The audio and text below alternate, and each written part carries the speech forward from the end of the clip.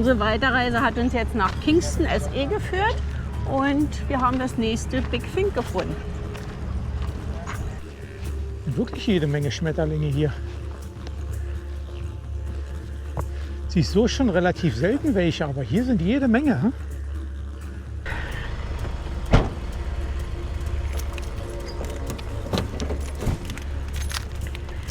Wir sind jetzt am zweiten Kratersee und ich habe was gesehen. Das ist unglaublich.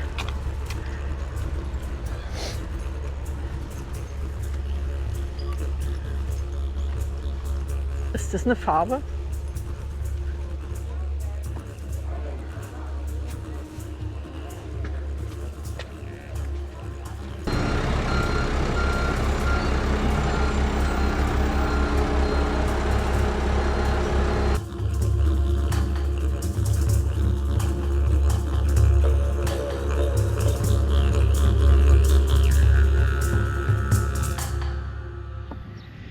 Hallo und herzlich willkommen zu einem neuen Video. Hi. Wir sind hier in Raukan und wir stehen jetzt vor einer ganz besonderen Kirche. Und ich weiß nicht, ob viele Australier sie erkennen werden, die Deutschen bestimmt nicht. Aber diese Kirche ist auf dem 50-Dollar-Schein zu sehen. Zusammen mit der Kirche ist auch ein Erfinder zu sehen, der hier in Raukan geboren wurde. Würde mich ja mal interessieren, reinzugehen, aber es ist zu. Hier nebenan ist dann wahrscheinlich die Stadthalle. Und dann haben wir noch gesehen eine kleine Galerie. Weiß aber nicht, ob die offen ist.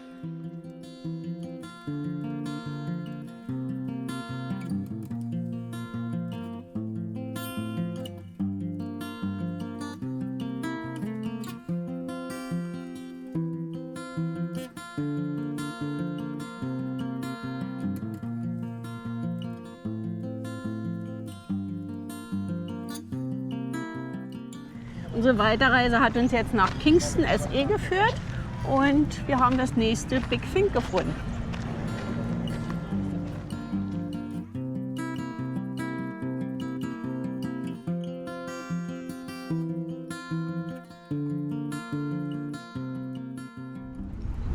Tada! In Kingston wollen wir uns dann noch ein Wind Dance Mural anschauen. Das ist eine besondere Art, weil die Wand jetzt interaktiv ist. Und dann schauen wir uns noch mal kurz den Leuchtturm an, weil wir so wenig Leuchttürme bisher gesehen haben. Genau, wir brauchen unbedingt mehr Leuchttürme. Genau deswegen. Und was ist an dem besonders? Weiß ich noch nicht ganz genau, muss ich noch mal gucken, aber irgendwas war da mit gewesen. Nächste Big Thing of Australia abgehakt.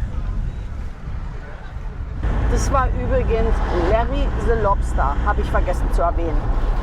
Wir sind jetzt auf dem Weg zu diesem Wandgemälde. Das ist immer ein bisschen schwierig mit Parkplätzen, besonders wenn man jetzt den Anhänger noch mit dran hat. Hier sind wir, Wind Dance. Zeigt die Themen über die Natur, Aboriginal Kultur und das Küstenleben. Um das volle Erlebnis dieser Wandmalerei zu kriegen, mussten wir eine App runterladen. Wenn man das App öffnet und man drauf hält, dann fängt es an, sich zu bewegen. Nichts Atemberaubendes. Der Leuchtturm geht mal kurz und die Dinger bewegen sich. Mal was anderes. Es ist mal was anderes als nur ein Bild. Ich finde es gut, dass sie halt so eine unterschiedlichen Gemälde dann machen und mal ein bisschen was drum spielen. Genauso wie mit der Silo-Art tagsüber gemalt und nachts dann halt beleuchtet. Ja, ist mal was anderes. Ja. Das Einzige ist jetzt hier, da musstest du jetzt natürlich einen Abzug runterladen. Jetzt ist die Frage, braucht man das Ab noch? Also so wie ich denke, so wie ich es gesehen habe, wird es wahrscheinlich noch ein paar Artworks geben nach der Art. Aber wo die sind und was sie machen, wie die sind, gucken wir nachher mal, weil ich lasse die jetzt erstmal drauf. Und jetzt gucken wir mal den Leuchtturm. Ich gucke mal, ob ich noch die Informationen rausfinde, warum der Leuchtturm da so besonders ist. Das heißt Cape Jaffa Lighthouse Museum. Wenn ich das richtig gelesen habe, stand es ursprünglich am Cape Jaffa. Weil es jetzt über 150 Jahre alt ist, haben sie das da abgebaut und hier aufgebaut und als Museum eingerichtet.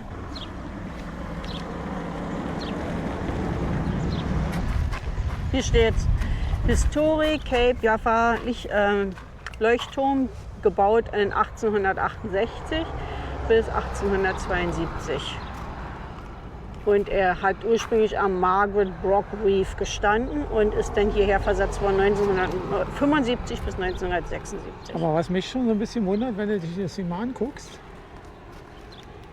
und siehst, was die für andere Sachen so gebaut haben. Die haben 4 Jahre gebraucht, um das Ding fertig zu kriegen. Keine Ahnung. Manchmal fragst du dich, wofür.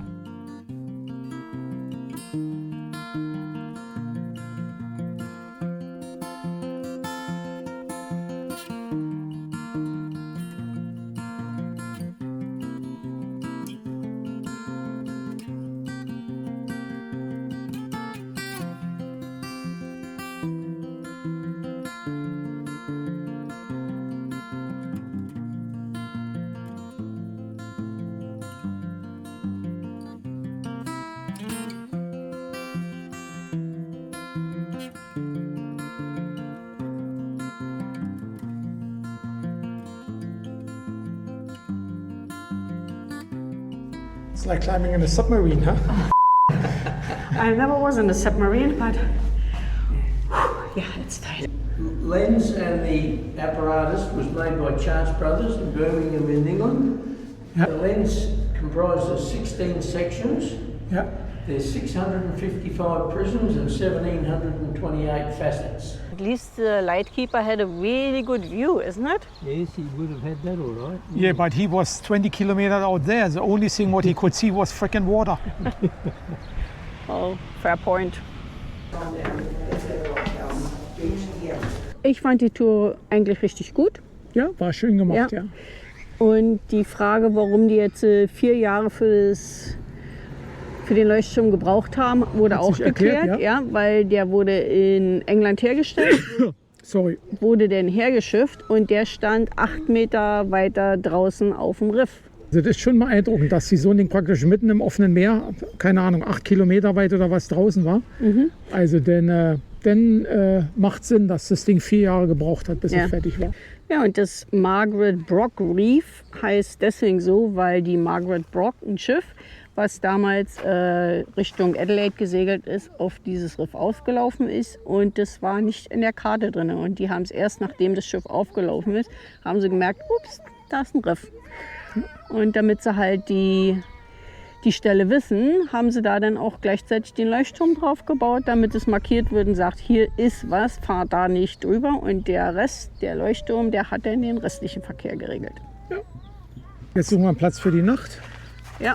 Und dann gucken wir mal, wo wir bleiben. Ja. Später geworden als gedacht, weil ja die Tour nicht eingeplant war. Nee, die war nicht eingeplant.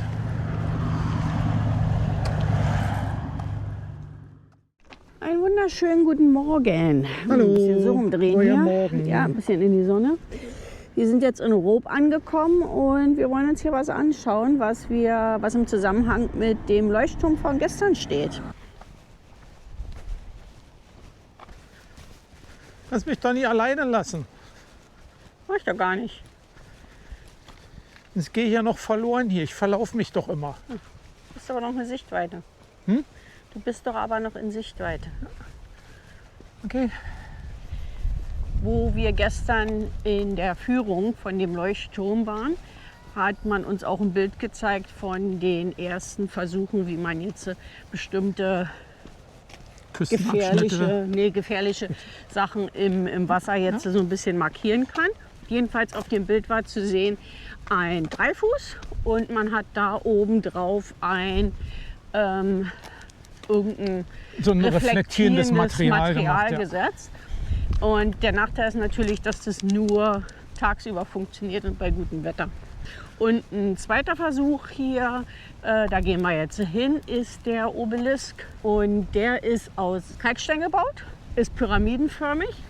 Und den haben sie als Leuchtturmmarker da hingesetzt. Und den haben sie dann irgendwann später, haben sie den dann mit roten Streifen versehen, weil sich der Kalkstein von dem Sandstein im Hintergrund schlecht abgehoben hat. Aber auch hier kein Licht und nur bei tagsüber zu sehen. Und dieser Obelisk ist im Grunde genommen die Hauptattraktion hier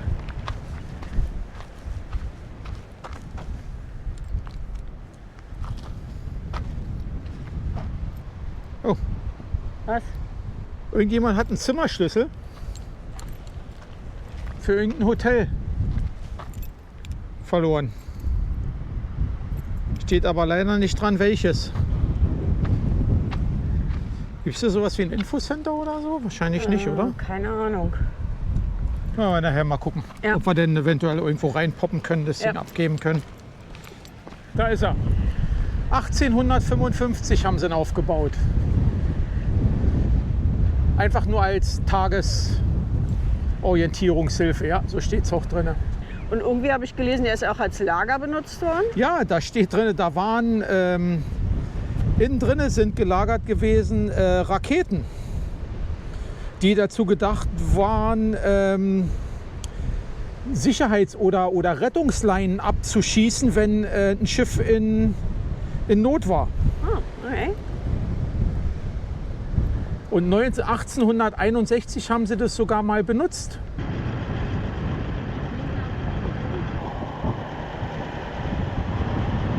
Und der hat auch gesagt, wir fahren zur Polizei und stopfen es da. Wenn keiner da ist, stopfen wir es in den Briefkasten. Weil hier gibt es so viele Unterkünfte. Ja. Das ist nicht permanent besetzt, immer bloß wochentags von 8 bis 12 und von 12.30 Uhr bis Schlag mich tot. Briefkasten haben sie auch nicht wirklich. Ich habe mir jetzt einfach an den Türgriff rangehangen. Ja, willst du sonst machen? Ich fange jetzt nicht an, sämtliche Dinge abzuklappern, weil ich keine Ahnung habe, wo das Ding herkommt. Lass dich überraschen. Sache ist, wir sind jetzt im Gebiet von Mount Gambier. Und Mount Gambier ist eigentlich ein erloschener Vulkan.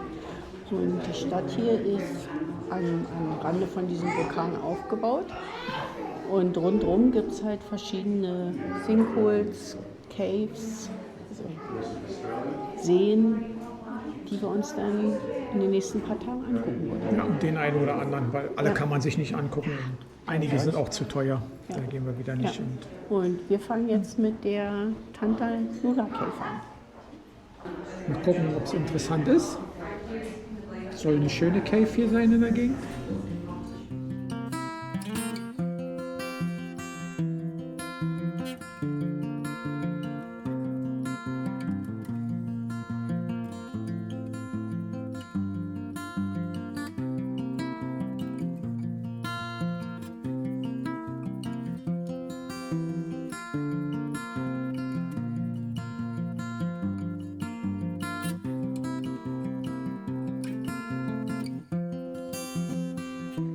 Was er gesagt hat, das ist beim Öffnen von der Höhle abgebrochen worden. Und das kleine Stückchen, was da unten hängt, das da, hat 96 Jahre gebraucht, um so groß zu werden.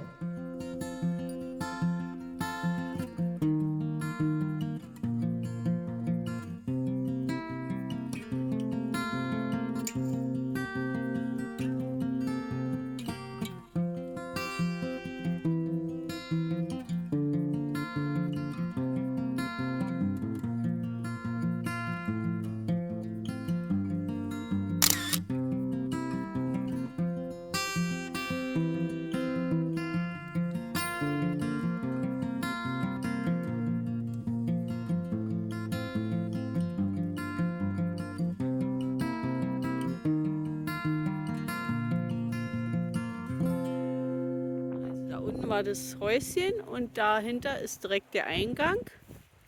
Und wir sind gerade hier.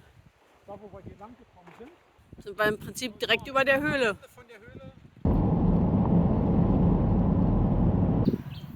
Wir haben mal kurz angehalten, weil hier noch eine Cave sein soll.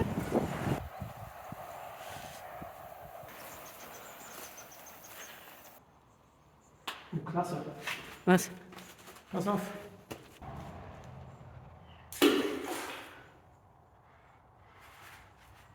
Siehst du hier vorne überhaupt nicht, dass da Wasser ist? Wieso wärst du beinahe Ich reingetreten? wäre da fast reingelaufen, ja.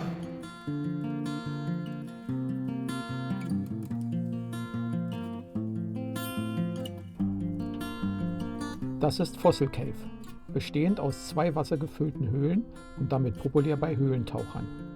Unter der Wasseroberfläche erstrecken sich die Höhlen 70 Meter in die Tiefe. Ihren Namen bekam das Höhlensystem, weil hier Fossilien gefunden wurden. Und man findet hier auch eine rare Art von Krustentierchen. Wir stehen jetzt am Bullion Hotel. Und die haben auch gesagt, die sind wohl ziemlich relaxed, weil da, wo die Karawanen stehen, ist schon alles voll. Die haben gesagt, wir stellen uns einfach auf den Parkplatz und dürfen stehen bleiben, so lange wie wir wollen. Dafür, Und das ist kostenlos? das ist kostenlos. Und dafür haben wir uns jetzt ein schönes Essen bestellt. Und die haben dich gewarnt. Careful, die Portionen sind riesig. Und die sind riesig. Und das lassen wir uns gerade so richtig schön schmecken. Ich habe Fettuccine Carbonara, Creamy Chicken und meine Portion ist nicht klein.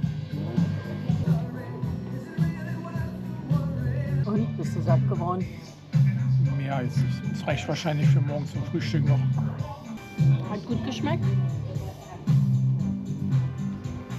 Und von hier aus starten wir dann morgen unsere Entdeckungstour. Entdeckungstouren, unsere Tagestouren, genau. Okay, wollen wir? Wir haben den Karawan zurückgelassen und machen heute wieder nur einen Tagesausflug und der geht heute in einen Vulkan. Mount Schenk. Ist ein Vulkan? Ja. Okay. Vor 5000 Jahren bzw. 4500 Jahren ist der Mount Schenk und Mount Gambier formt. Ist noch nicht so lange, hm? Oh, 5000 Jahre? Ja Gott, wenn du mal bedenkst, dass es hier Aktivitäten seit 2 Millionen Jahren gibt, Ja. dann war 5000 Jahre gestern. Ja. Und es ist nicht sicher zu sagen, ob Mount Schenk jemals nochmal ausbrechen wird. Ach, die Erde macht sowieso, was sie will. Die lässt sich von uns nicht dazwischen funken. Wenn die ausbrechen will, bricht sie aus. Okay, gehen wir los. Welchen machen wir denn? Den Rimwalk, oder? Du wolltest den Rimwalk machen, Ja. ja.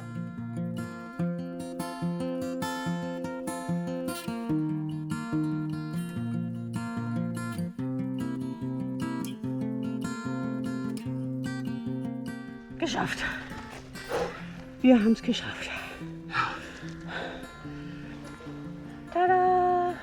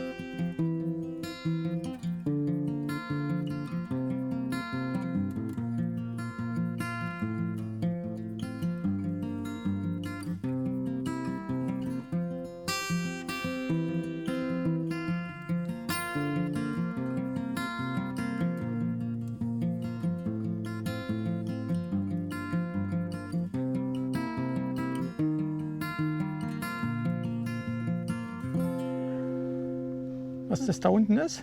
Ja, keine Ahnung. No idea. Vielleicht der Stöpsel, damit du den rausziehen kannst, damit das Wasser abläuft, was sich da drin sammelt. Oder da ist der Vulkan drunter. Vielleicht. Da kommen sie nachts dann immer her und schmeißen Feuerholz rein, damit er nie ausgeht. Okay.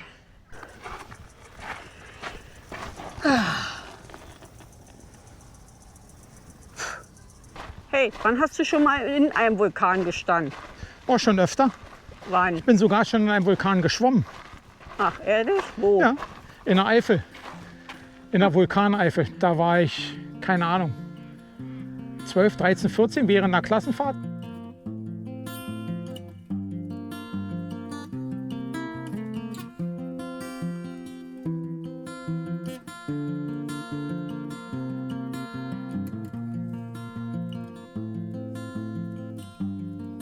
Ja. Wusstest du, dass die Stufen hier extra dafür angefertigt sind und dass es 1038 sind? Super. stand oben auf dem Schild. Ein Glück, dass du mir das nicht gesagt hast, bevor wir hochgelaufen sind. Da stand auch das Schild noch nicht. Ja, wir sind jetzt langsam auf dem Rückweg, Ja. weil den Weg in den Krater rein haben wir jetzt leider nicht gefunden. Ich wäre gern zu dem Stöpsel runtergelaufen. Aber was nicht ist, ist nicht, oder? Yippie. Also 1038 Stufen wieder nach unten. Aber immer noch besser als 1038 Stufen nach oben. Wobei runter aber auch nicht besonders gut für die Knie ist. Ja, aber leichter für meine Puste. Das stimmt. 1038. Hast du gezählt? Ja, bestimmt. Okay. Vom Vulkan, also vom Gebirge, sind wir jetzt wie viele Kilometer gefahren, Peter? Ich glaube, es waren 12 oder 14 oder kann auch 17 oder so. Auf jeden Fall war es, was war das jetzt, 14 Minuten oder so. So ungefähr, ja. Und wir sind am Meer. Und was wir hier sehen, ist ein versteinerter Wald. Was auch gut ist. Wir sind bei Ebbe hier. Da geht es einen kleinen Weg sogar runter. Kleine Treppe. Weiß ich nicht, ob da denn eventuell was steht. Ja, Schauen wir mal. jetzt das erste Mal in der ganzen Zeit, wo wir happy sind, dass Ebbe ist. Ja?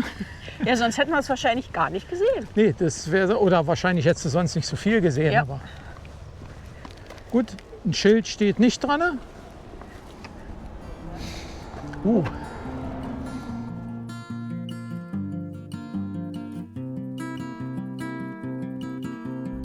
Was wir sehen, sind Abdruckfossilien von Bäumen, die vor tausenden Jahren hier gestanden haben. Nachdem sie von Sediment und Wasser überspült wurden und später verrottet waren, blieben Hohlformen zurück. Diese füllten sich, versteinerten und können heute bewundert werden.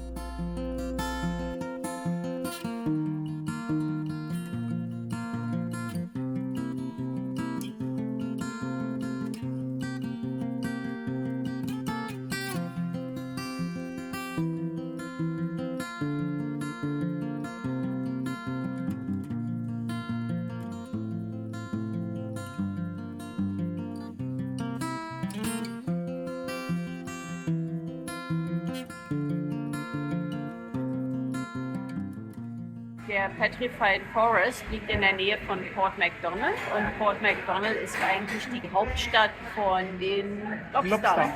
Und deswegen gönnen wir uns jetzt einen halben Lobster. Ja. Und da der Schweine teuer ist, haben wir jetzt gesagt, wir nehmen bloß einen halben und teilen uns den. Aber dafür nehmen wir dann im Prinzip noch einen anderen Seafood-Blätter mit dazu. Oh. Das sieht schon mal gut aus, wa? Ja.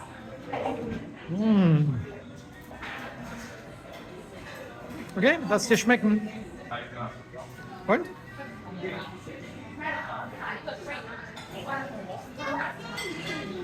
Ist yummy, hä? Wirklich gut. Das ist wirklich gut. Die Frage ist nur, wie kommst du da wieder raus? Ja. Irgendwie müssen die ja wieder rauskommen, oder? Sonst würden sie ja nicht reingehen. Keine Ahnung. Auf alle Fälle ist es ein Sinkhole mit klarem Wasser. Und hier kann man schwimmen. Kann man schwimmen? Im Sinkhole? Okay, wir haben uns durch die Menschenmassen hier gewühlt.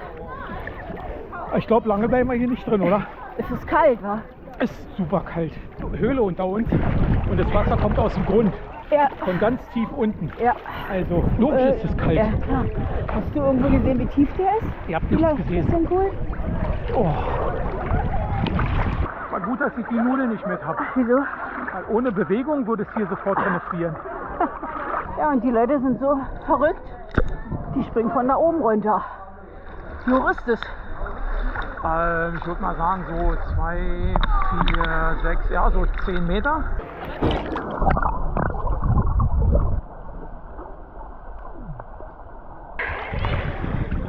Jetzt ist Genießen angesagt. Feierabend für heute. Und Feierabend für heute, ja. Nach dem Schwimmen fahren wir wieder zurück zum Karawan. Ja, und dann macht meine Frau mir einen lecker Eiskaffee. Macht sie?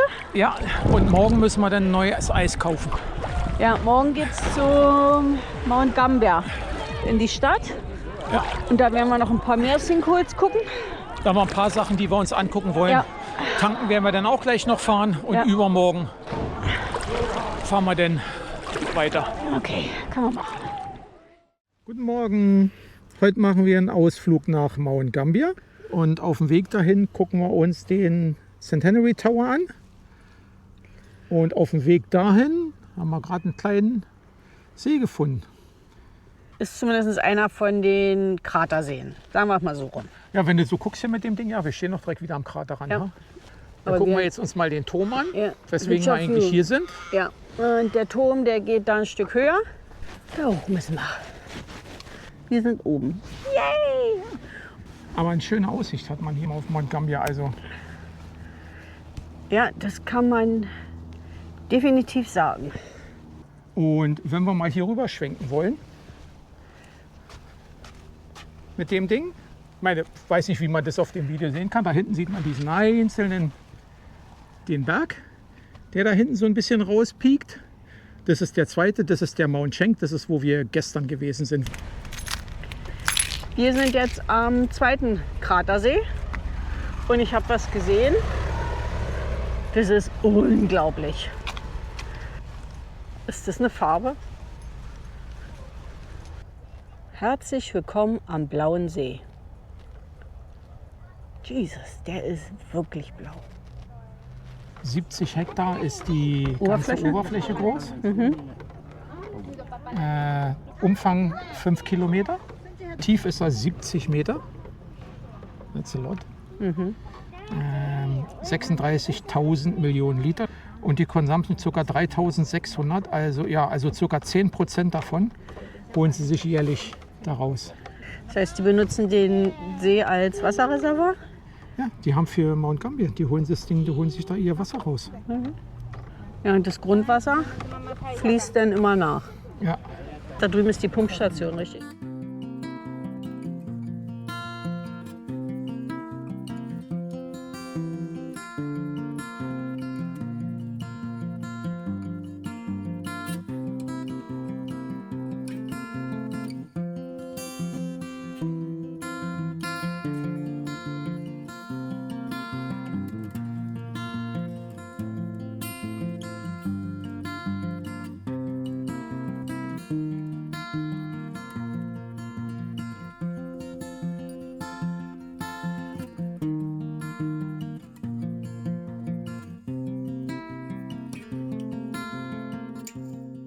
Wir sind jetzt auf dem Weg zum Ampfersten Sinkhole.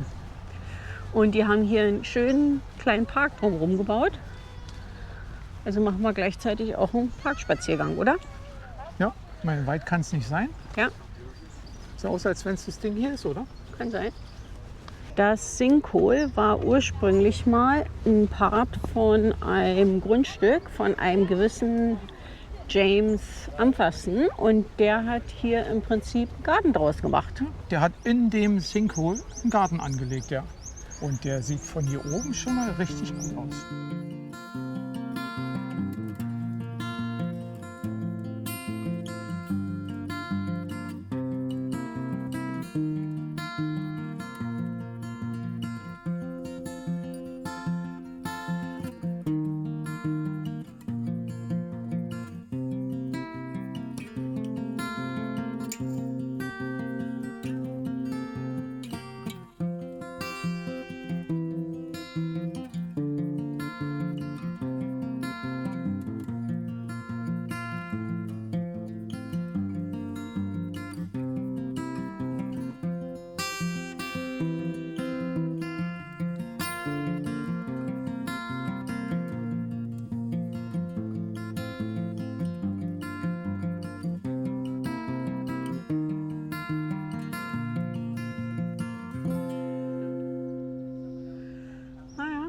Gehen wir zu dem nächsten.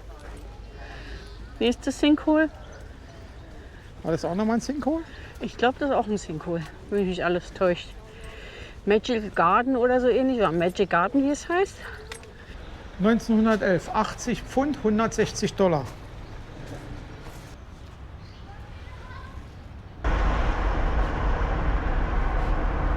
Auch ein kleines Sinkhole.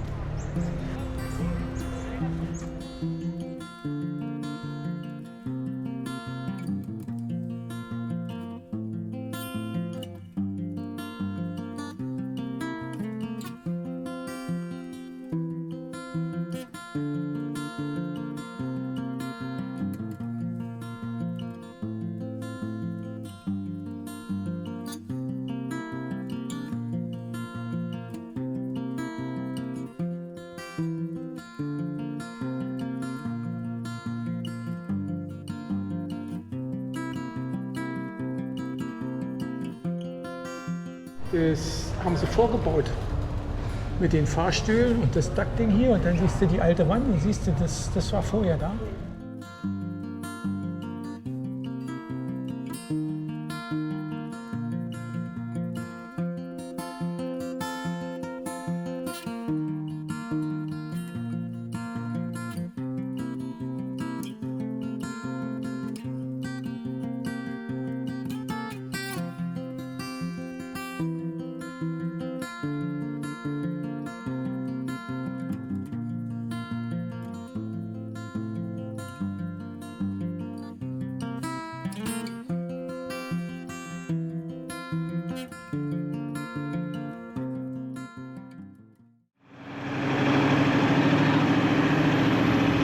Tada! Wir haben Bellum Hotel hinter uns gelassen Und Südaustralien auch. und Südaustralien auch und stehen jetzt an der Grenze zu Victoria. Ja, nächste Bundesstaat. Ja, wir haben natürlich noch einige Sachen auf der Liste, die wir in Südaustralien nicht gesehen haben und die machen wir dann, wenn wir wiederkommen. Ja, weil sonst hätten wir andauernd im Zickzack hin und her fahren müssen. Und heute Nacht wollen wir mal gucken. Wir haben schon uns was ausgeguckt. Wir wollen mal sehen, ob wir da ein Plätzchen kriegen. Und dann werden wir von da dann erstmal Pläne machen, was wir als nächstes erkunden. Alles klar, gut, auf geht's. Victoria, wir kommen.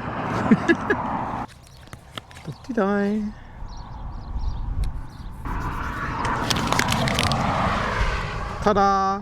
Okay, Jetzt geht's auf nach Victoria. auf geht's nach Victoria.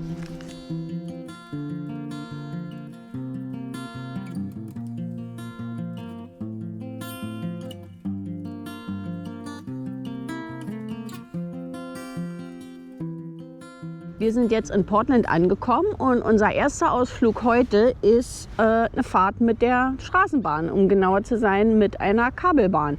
Und dazu gehen wir in dieses Gebäude da rein. Tada! Okay.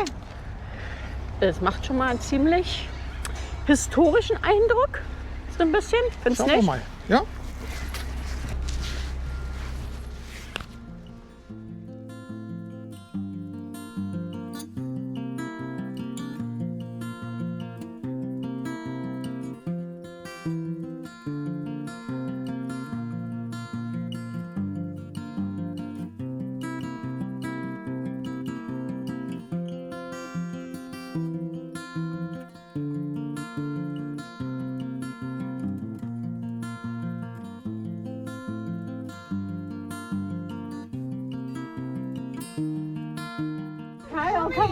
So, heute sitzen wir mal ganz hinten. Ja, rückwärts. Ich weiß nicht, ob mir das, Rückwärts. ob mir das Na, ich bekommt. glaube nicht, dass der in so einem Tempo losfährt, dass dir schlecht wird, oder? Keine Ahnung, aber dann sehen wir bewusst, was hinten passiert und nicht, was vorne passiert.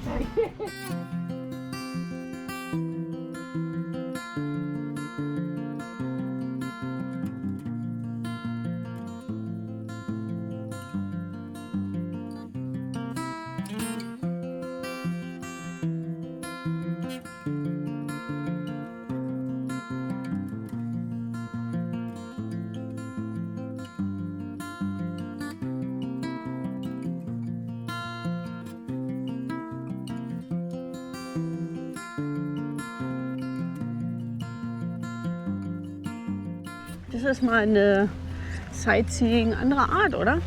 Ja. Und was ist mir gefallen? Ja. Und wir erzählen hier ein bisschen was. Also bisher fand ich es richtig gut. Jetzt haben wir 5 Minuten Pause und dann geht's wieder zurück. Können wir uns hier den Aussichtspunkt mal angucken?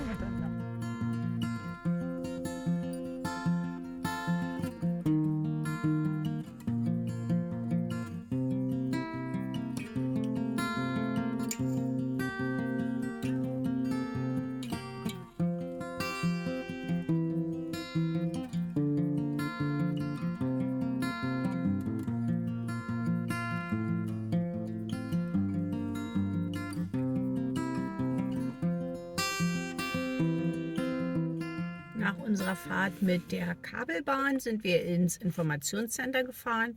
Und da hat man uns gesagt, dass hier um 5:20 Uhr eine Führung für die australischen Tölpel stattfinden wird.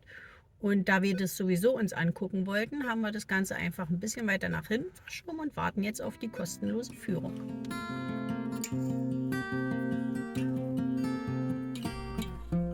Die Kolonie der australischen Tölpel umfasst mehr als 10.000 Vögel, wobei die Hauptkolonie sich auf dem Felsen im Hintergrund, dem Point Danger, befindet.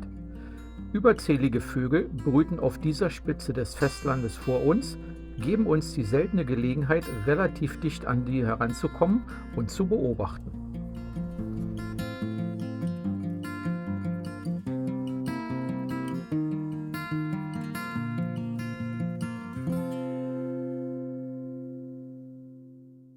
Nachdem wir gestern die Seetölpelkolonie uns angeguckt haben, gehen wir heute auf die Suche nach einer Seal Colony. Und bei kühlen 17 Grad, denke ich mal, werden wir da bestimmt nicht überhitzen, oder? Aber erstaunlich ist das Wetter schon. Vorgestern waren es 41 Grad, gestern 25 und jetzt sind es bloß 17 Grad. Vielleicht sind morgen denn Frosttemperaturen? Keine Ahnung, kann man eh nicht ändern. Okay. Wie lange ist der, hast du gesagt, 2 Stunden? 2 Stunden. Strecke stand nicht da. 2 Stunden und ein Steep Climb. Okay, schauen wir mal, wie es wird.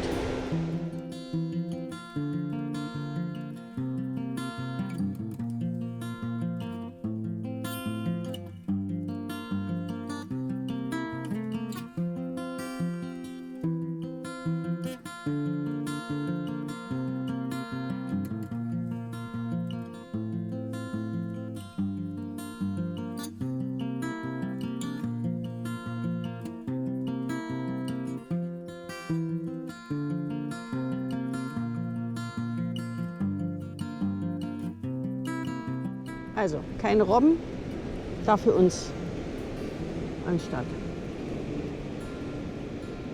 Da sind ein paar. Sind sie?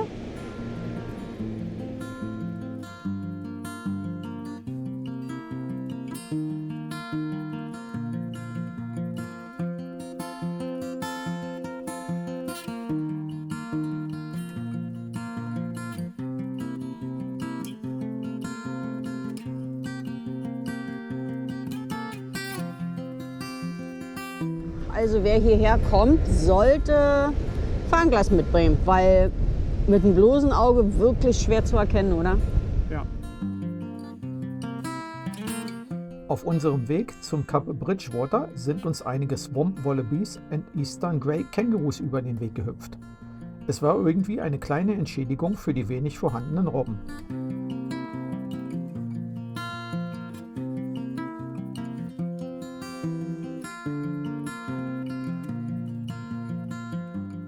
Die Robben haben wir jetzt geschafft. 2 Stunden, bisschen mehr als 2 Stunden, glaube ich, sind wir gelaufen, oder? Ja, war auch relativ anstrengend, immer ein bisschen hoch und runter. Der Weg war einfach, aber durch das Hoch und Runter immer anstrengend. Aber waren nicht viele Robben da. So 10, 12 Stück haben wir gesehen. Ja, wie es bei der Natur nun mal so ist. Verschiedene Faktoren spielen eine Rolle, ob man es jetzt sieht oder nicht. Ja. Ja, und wir sind jetzt weitergefahren und wollen uns jetzt noch mal einen versteinerten Wald angucken. Und ein paar Blaslöcher. Und ein paar Blaslöcher. Auf dem Weg hierher ist uns dann noch ein Koala über den Weg gelaufen. Ja. Und war schon merkwürdig, dass der da einfach so mitten am Tag über die Straße läuft. Jedenfalls, jetzt sind wir auf dem Weg zu dem versteinerten Wald. Und mal gucken, wie der aussieht. Die Blaslöcher waren nicht zu sehen. Wie üblich, Ebbe, Flut und Wind sind entscheidend, ob sie sichtbar sind oder auch nicht. Im Gegensatz zu dem versteinerten Wald in Port Macdonnell handelt es sich hier um Löcher im Kalkstein, welche sich mit der Zeit füllten und versteinerten.